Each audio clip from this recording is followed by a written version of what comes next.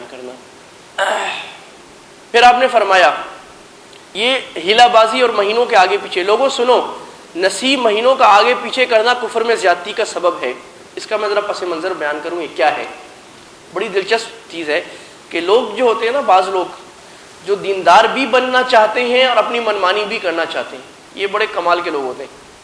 راضی رہے رحمان بھی، خوش رہے شیطان بھی، مولوی صاحب کے فتوے پر بھی عمل ہو جائے اور ہماری کام بھی پورا ہو جائے۔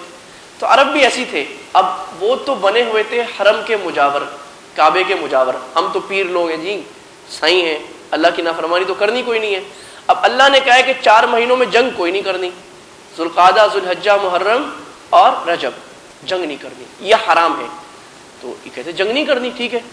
اب مسئلہ یہ ہو رہا ہے کہ ان کی جنگ چل رہی ہے رمضان میں، شوال میں، آگے ذوالقعدہ آ رہا ہے، جنگ زوروں پر ہے اور مکہ والے غالب آ رہے ہیں۔ اب اگر جنگ روک دیں تو ان کی ناک کٹ جاتی ہے، مسئلہ بھی خراب۔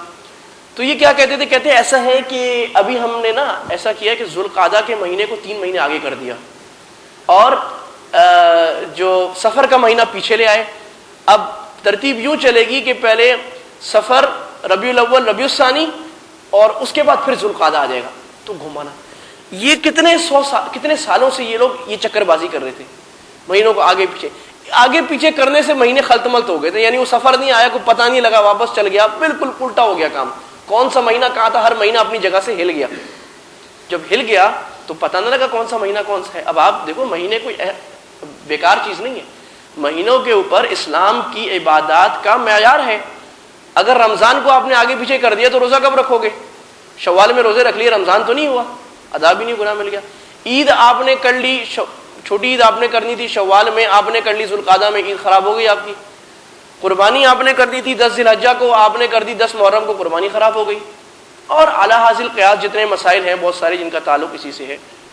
تو اس کو اللہ تعالیٰ نے فرمایا زیادۃ فی الکفر، کفری علامتوں میں سے یہ ایک کفری علامت ہے کہ اللہ تعالیٰ کے دین کے ساتھ کھیل کرنا، اس کو مذاق بنانا، اپنی نفسانی خواہشات اور اپنی ذاتی جذبات، اپنے ذاتی مقاصد کی خاطر اللہ تعالیٰ کے دین شریعت کا مذاق بنانا، اس کو آگے پیچھے کرنا، یہ مذاق ہے۔ اب یہاں سے آپ یہ سمجھ لو کہ رسول اللہ صلی اللہ علیہ وسلم نے پہلے 2 سالوں میں حج کیوں نہیں کیا؟ اس لیے نہیں کیا کہ انہوں نے جو گھمایا پھرایا ہوا تھا نا، وہ مہینے اپنی جگہ پہ سیٹ نہیں ہوئے تھے، اور یہ 10ویں سال مہینے کافروں کی ترتیب کے مطابق بھی اور اصل ترتیب کے مطابق بھی اپنی جگہ پر آ کر فٹ ہو گئے ہیں واپس۔ اتنا گھمایا کہ گھوم کر واپس اپنی جگہ پر آ گئے۔ اس لیے آپ اس سال حج کرنے آئے۔ آپ نے فرمایا کہ ان الزمان قد استدار کہیئتہ، آج زمانہ اپنی اصل جگہ پر آ گیا، فٹ ہو گئے سارے مہینے۔ اب اس کے بعد اگر کسی نے آگے پیچھے کیا تو یہ کفر کی علامت ہے۔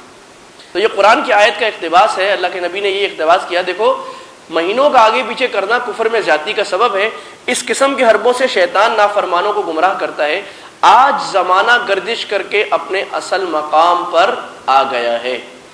مہینوں کی گنتی اللہ کے نزدیک 12 ہے، جس میں 5 محترم ہیں، ذوالقعدہ، ذوالحجہ، محرم اور رجب، یہ آپ نے گن کے۔ پھر آپ نے فرمایا اللہ الا هل بلغت، کیا میں نے تمہیں دعوت پہنچا دی؟ تو لوگوں نے کہا جی ہاں پہنچا دی۔ تو آپ نے فرمایا اللہم اشہد، آسمان اللہ گواہ رہی ہے۔ یہ آپ بار بار یوں کیوں کہہ رہے ہیں اللہ گواہ رہی ہے؟ آپ بار بار اس لیے کہہ رہے ہیں کہ اللہ تعالیٰ نے نبی صلی اللہ علیہ وسلم کو بڑے سخت احکام میں ایک حکم یہ دیا تھا، یا ایھا النبی بلغ ما انزل الیک من ربک، اے میرے نبی جو کچھ میں نے آپ کو دیا ہے سارے کا سارا لوگوں تک پہنچا دیں۔ وَإِن لَّمْ تَفْعَلْ فَمَا بَلَّغْتَ رِسَالَتَهُ، اگر آپ نے ایک حکم بھی نہ بتایا تو سمجھ جائیے آپ نے رسالت میں کوتاہی کی۔ اب اللہ کے نبی لوگوں کو گواہ بنا کر اللہ کو مخاطب کر کے رہے ہیں، اللہ جی آپ نے میرے ذمے جو ڈیوٹی لگائی تھی، دیکھیں یہ سارے 1,24,000 لوگ گواہی دے رہے ہیں، میں نے وہ اپنی ذمہ داری پوری کر دی، آپ مجھ پر پکڑ نہیں کیجیے گا۔ اس لیے آپ کہہ رہے اللہم اشہد، اللہ گواہ ہو جا میں نے تیرا پیغام پورا کر دیا، جس کام کے لیے تو نے مجھے دنیا میں بھیجا تھا وہ کام میں نے کامل کر کے بھیج دیا۔ دنیا میں بہت کم لوگ ایسے گزرے ہیں جو اپنے مرنے سے پہلے یہ کہہ دیں کہ میں اپنی زندگی کا مشن پورا کر کے چلا گیا، میرا کوئی کام نہیں رہ گیا۔ اللہ کے نبی صلی اللہ علیہ وسلم وہ واحد لیڈر، وہ واحد شخصیت ہے جو اپنی زندگی میں کہہ کے جا رہے ہیں کہ میں اپنی زندگی کا مشن پورا کر کے چلا گیا، کوئی چیز چھوڑ کے نہیں جا رہا۔ ہر آدمی کو حسرت ہوتی ہے یہ بھی کر لیتا، یہ بھی کر لیتا، ایسا بھی ہو جاتا، یہ بھی کرنا تھا، یہ بھی کرنا تھا۔ اسرائیل کے انتظار میں، اسرائیل کے لیے منتظر تیار کوئی نہیں بیٹھا ہوتا، لیکن اللہ کے نبی صاحب وحی ہیں، اپنا کام پورا کر دیا۔ آگے چلے جی، حقوق نسواں، یہ خطبہ اس کا عنوان ہم نے دیا تھا انسانی حقوق کا عالمی منشور۔ برطانیہ نے بل آف رائٹس منظور کیا تھا کوئی جا کر 1650 کے آس پاس، یعنی 400 سال بھی پورے نہیں ہوئے۔ اس کے اوپر بڑا وہ ڈھول بجاتے ہیں، بڑا تماشا ساری دنیا میں، bill of rights, bill of rights, دنیا کو ہم نے رائٹس دلائے۔ اللہ کے نبی صلی اللہ علیہ وسلم نے 1400 سال پہلے جو حقوق دلائے ہیں وہ آج تک کوئی نہ دلا سکا نہ دلا سکے گا۔ اللہ کے نبی نے جو دنیا کو حق دیا ہے، ہر انسان کو اس کا حق، یہ بل آف رائٹس اسلام نے سب سے پہلے دنیا میں متعارف کرائے۔ اس سے پہلے کوئی کسی کو حق دینے کا خواہاں نہیں تھا، ظالم مظلوم کو مارتا ہی تھا۔ آپ نے فرمایا تمہاری عورتوں کا تم پر حق اور تمہارا ان پر حق، کیونکہ تم نے انہیں اللہ کی امانت کے ساتھ لیا ہے۔ نکاح آدمی کرتا ہے، عورت کو بطور امانت لاتا ہے، اور اللہ کے کلمے کے ذریعے حلال کیا ہے۔ دیکھو عورت اور مرد حلال کس طرح ہوتے ہیں؟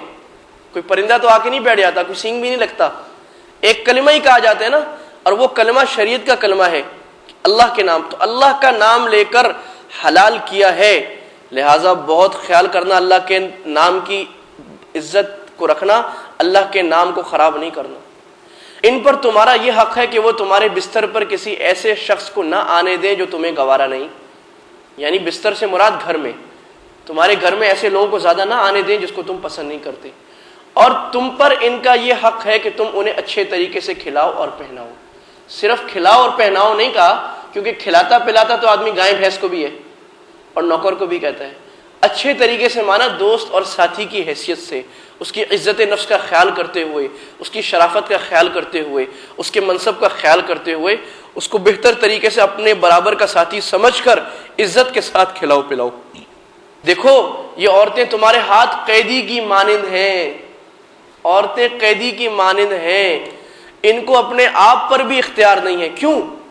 عورت بیچاری اپنے ماں باپ کا گھر چھوڑ کر آ جاتی ہے، اپنا گھر جہاں وہ پلی بڑی ہوتی ہے چھوڑتی ہے، اپنے ماں باپ کو چھوڑتی ہے، اپنے بہن بھائیوں کو چھوڑتی ہے، ایک اجنبی پرائے گھر میں آتی ہے جہاں اس کا کوئی والد وارث، کوئی خونی رشتہ دار نہیں ہوتا، تو وہ شوہر کے ہاتھ میں قیدی ہے۔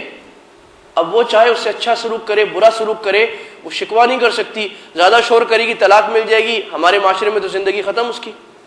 تو مرد کے اوپر سارا حق بیٹھتا ہے، مرد اگر عورت پر ظلم کرنا چاہے وہ بیچاری کچھ بھی نہیں کر سکتی، اور اگر اس کو اچھا رکھے تو اللہ اس کو اجر دے گا۔ تو اللہ فرما رہے ہیں کہ ان پر تمہارے ہاتھ میں قیدی ہیں، ان کو اپنے آپ پر اختیار نہیں ہے، لہٰذا خبردار، تم نے انہیں اللہ کی امانت کے طور پر لیا ہے، لہٰذا عورتوں پر ظلم کرنے کے بارے میں اللہ سے ڈرو۔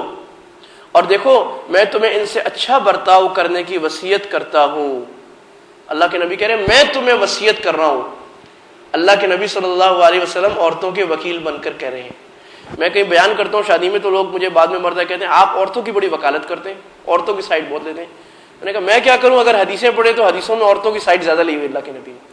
وجہ اس کی ہے کہ جو مظلوم کمزور ہوتا ہے تو اس کی سائڈ زیادہ لی جاتی ہے، زوراور تو اپنا حق ویسی زور سے لے لے گا، اس کے حق زیادہ بیان کرنے کی ضرورت نہیں ہے، ٹھیک ہے موٹے موٹے بیان کر دیے، لیکن جو کمزور ہے اس بیچارے کے ہاتھ میں کچھ نہیں، اس کے بارے میں دوسروں کو ڈرانے کی ضرورت ہے، بھائی تم خیال کرو۔ لہٰذا اللہ کے نبی فرما رہے میں محمد تمہیں آج اس عظیم اجتماع کو میں اچھا برتاؤ کرنے کی وصیت کرتا ہوں، عورتوں سے اچھا برتاؤ کرنا۔ کیا میں نے پیغام پہنچا دیا؟ اے اللہ آپ گواہ رہی۔ یہاں آپ نے یہ بات بھی فرمائی کہ اگر عورت بھی مرد کا حق ادا نہ کرے، بے حیائی کرے، تو پھر وہ قرآن کے جو 3 نسخے ہیں ان کو سمجھاؤ، فہمائش کرو، نہیں سمجھے تو فرقوہن فی المضاجع، ان کو بستروں میں جدا کرو۔ پھر بھی کوئی ایسی عورت ہو جس کے باوجود بھی نہ سمجھے تو مارو، لیکن ضربن غیر مبرح، سخت نہیں مارنا، ہلکا سا مارنا ہے، اس کو تنبیہ ہو جائے، اور ظلم نہیں کرنا۔ یہ بات بھی آپ نے یہیں پر فرمائی۔ اگلا عنوان ہے اسلامی بھائی چارہ، مسلمانوں کے ایک دوسرے پر حقوق۔ آپ نے فرمایا جان لو کہ ہر مسلمان دوسرے مسلمان کا بھائی ہے، اپنے بھائی کی کوئی چیز تم پر حلال نہیں سوائے اس کے جو وہ اپنی خوشی سے تمہیں دے دے، لہٰذا ایک دوسرے پر ظلم نہ کرنا۔ خوشی سے دینے کا مطلب یہ ہے کہ رشوت نہ ہو، خوشی سے دینے کا مطلب یہ کہ سفارش کے لیے نہ دی گئی ہو، بھتے کے طور پر نہ دی گئی ہو، اس کے شر سے بچنے کے لیے نہ دی گئی ہو، اور کسی زور میں آ کر نہ دی گئی ہو، کوئی کام نکلوانے کے لیے نہ دی گئی ہو، بالکل خوشی سے جو آدمی بغیر کسی پریشر کے دیتا ہے وہ مال حلال ہے۔ اگر کسی زور زبردستی کر کے آپ نے کسی سے مال لیا وہ مال حرام ہوگا، حلال نہیں ہوگا۔ اور دیکھو میرے بات کافر نہ ہو جانا اس طور پر کہ ایک دوسرے کی گردنیں مارنے لگ جاؤ، کیا میں نے پہنچا دیا؟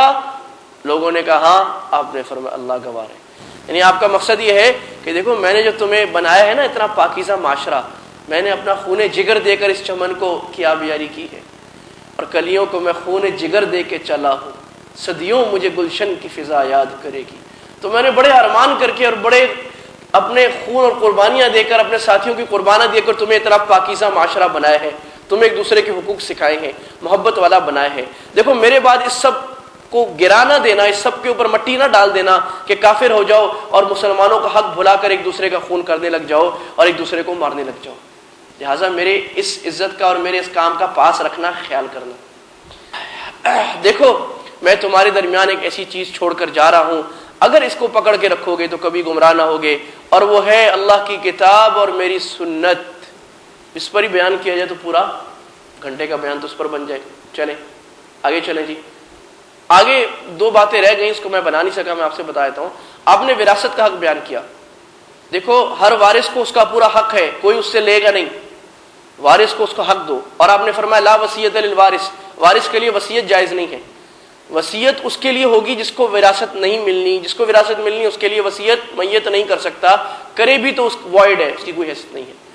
تو لہٰذا وارثوں کو ان کا حق دینا اور وارثوں کے بارے میں خیال کرنا، اور یہ بات آپ نے فرما کر پھر آپ نے فرمایا السلام علیکم ورحمۃ اللہ وبرکاتہ، اور لوگوں سے آپ نیچے اتر گئے اور آپ صلی اللہ علیہ وسلم مکہ میں کچھ دن رہے۔ اس کے بعد آپ صلی اللہ علیہ وسلم واپس مدینہ چلے گئے۔ زیادہ دن آپ نے قیام نہیں کیا، اور جو آپ رہے بھی وہ مکہ سے باہر کی طرف رہے، مکہ کے اندر زیادہ نہیں رہے کہ لوگوں کا رش ہوگا، مشکلات ہو جائیں گی۔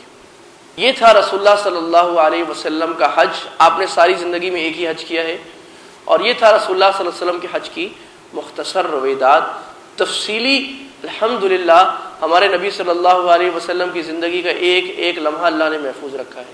اس حج کی تفصیل کرنا چاہیں تو ایک ایک موقع پر منقول ہے کہ رسول اللہ نے اس جگہ پر کیا کیا، اس جگہ پر کھانا کھایا، اس جگہ پر پانی پیا، اس جگہ پر دعا مانگی، کتنے گھنٹے کی دعا مانگی، کس طرح بال کٹائے، کس طرح ایک ایک چیز اللہ نے ہمارے نبی کی محفوظ رکھی ہے، اور بالکل واضح طور پر سند کے ساتھ راویوں کی جانچ پڑتال کے بعد بالکل واضح حدیث کی کتابوں میں لکھی ہوئی ہے۔